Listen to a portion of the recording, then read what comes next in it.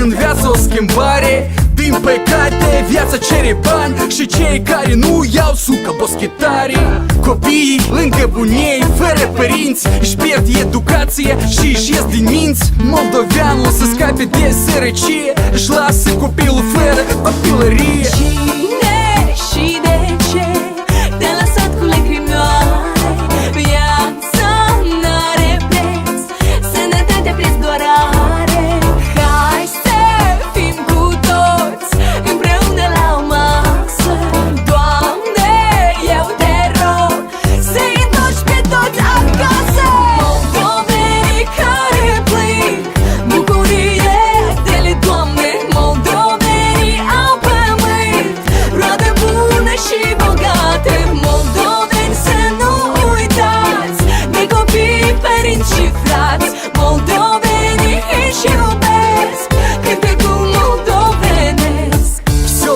Больше шума, там тишина.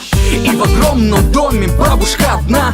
Благодаря интернету родные рядом с ней. Но скайп не заменит объятия детей. Мама без папы, папа без мамы, нет семьи. На родине своей беспомощными стали мы. В поисках лучшей жизни выбрали нелегкий путь. Но помни, ты молдаване, твои корни тут. Мои родные, вернитесь домой. Ведь каждого из вас на родине кто-то ждет. Молдове нужен мудрый и сильный герой, который, как Штефан Челмарин, надежду вернет. И дети снова будут рады, родители рядом. Бабушка плачет, а что еще для счастья надо? Печаль унесется прочь, подальше от нас. Мы можем сами себе предоставить этот шанс. Молдовeni care plâng, bucurie de le Doamne. Moldoveni au pământ, roadă bună și bogată. Moldoveni să nu uitați de copii, părinți și frați. Moldovenii își iubesc cântecul moldovenesc.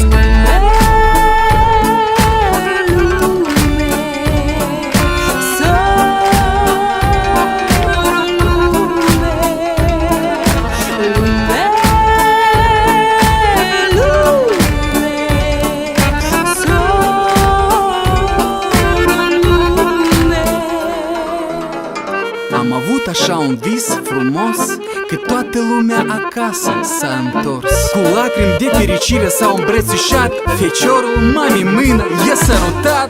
În toate casele copiii cu minți Au sărit în brațe la ei lor părinți. bunicile bucuroase de vești, Scoteau de cuptor plăcintele moldovenești. bunei au coborât în beci să aducă băuturile reci.